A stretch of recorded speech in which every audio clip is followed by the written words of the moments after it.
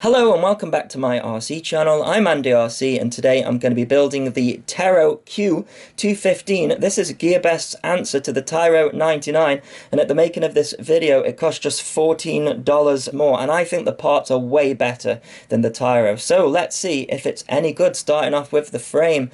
So we have got these screws here and a sandwich plate, and that screws directly into a bolt onto the other side, and then we've got this longer screw here for the standoffs for the stack to sit on, and those screws are recessed as well, so no problems with the battery digging into the screws. There's also a silicon mat that you're given, which you'll see later as well. This frame is so much easier to build than the Tero. The Tero is like a Meccano set or something compared to this. So that's the main part of the frame, and then I'm going to screw in the motors. These are the 2206 2600 kV motors. I think they are the same ones that came on the X215.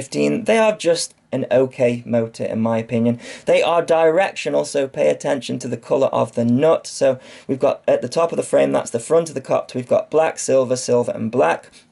We've then got these nylon standoffs for the ESC board to sit on the top, so that's 4 of those going in there, and then this is the ESC board. Make sure you get the direction right, and then I'm just tinning this up. It does have the motor numbers marked on there, so 1 to 4.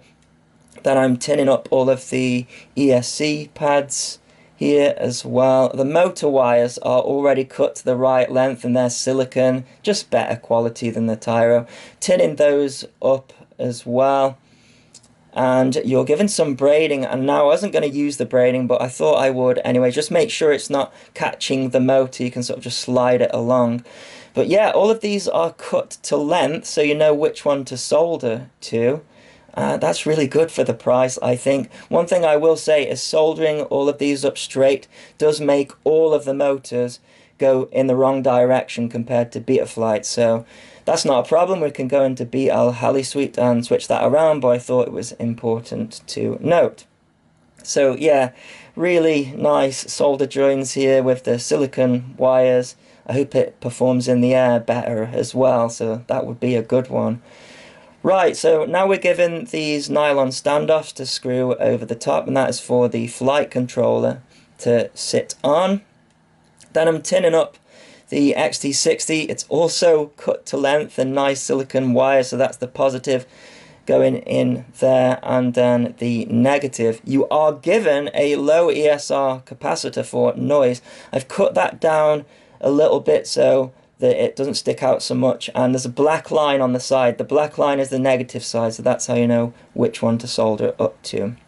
Now, the camera wire came with the wires the wrong way around, so be careful with this. The voltage wire and the signal were backwards, and I think you might actually get a fire or some smoke if you didn't change that. So I got a knife to it and then just undid the tabs and switched them around. It did make me worried for the rest of the build, you know, what else is the wrong way around, but it was just the camera. So just pay attention to how it's marked up on the flight control and you should be fine.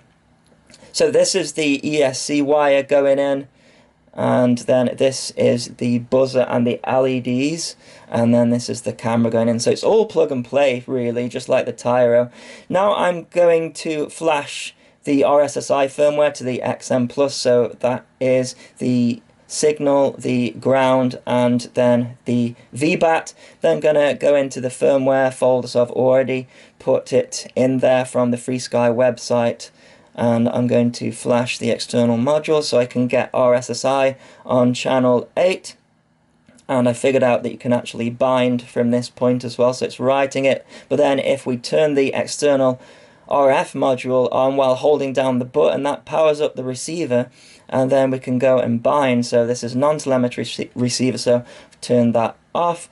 And then if I just exit out of there, turn the Taranis off, turn it back on, we should get a green light to say that it has bound. So next I'm going to set the model up. I've gone into the mixer tab and I set channel 5 up as A for ARM. I choose a 2-position switch, and then I'm just going to go back, and for channel 6 that's going to be M for my modes. I can never be bothered to type them out. So I just put M for mode, and then I put that on a 3-position switch here. It selects it automatically. Then I'm going to do one more for the buzzer. So I just call that one B, and then I need to select my switch, and again usually a 3-position switch for the buzzer. And then I can exit out of there, and that's the model setup. So now I'm going to solder up these pins here rather than use their connector, and I'm going to steal a connector from the Tero 99 actually. By the way, you need to set your Tyrannus to no pulses for the failsafe as well. That's something I didn't show. And putting my own heat shrink on there. So this is the wire you are given, so that's the order you would solder them direct.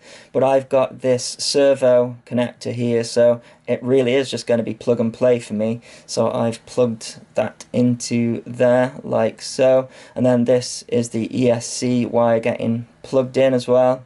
So as I say, all plug and play. The wires were a little bit tricky, but I just routed them underneath there, and then you're given these tiny screws to screw on the flight controller, because the VTX is built into it. Also got smart audio, so the Tero 99 does not have that. And then I've got just a little sticky pad for my receiver to sit on there as well. So now I'm putting the standoffs in, again recessed screws top and bottom, absolutely amazing really for the price. Yep, so there's 4 of those that go in. And then this is the SMA connector, and I'm just taking a couple of the clamps off so that it's short enough. And then this is a 90-degree MMCX connector. It was a little bit loose, this was, the MMCX connector, but it does work.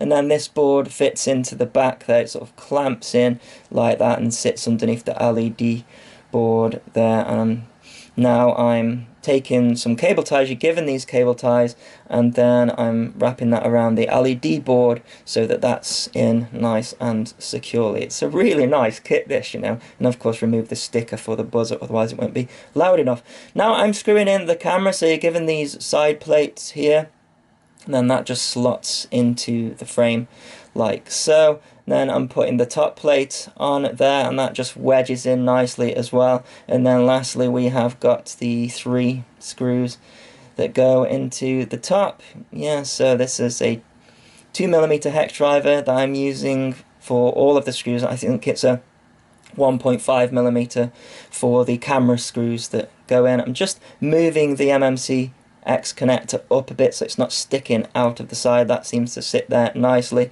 Now I'm using my own cable ties over the top of the braiding, and this is just for my antennas to sit in for the XM Plus.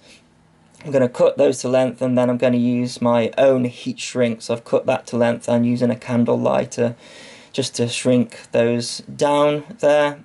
As I say, make sure none of the braiding is hitting the motors. This is the silicone mat that you are given so your battery doesn't slide. And then this is the strap for your battery. It's not a good quality, but you know, for $114 I cannot complain. And then I'm using the other cable ties just to tie down the braiding at the front there. So now I've put the props on, we'll need to take them off going into beta flight, of course. Make sure you put your antenna on, of course, before powering anything up. And the last thing we need to do is to get a multimeter and put it in continuity mode.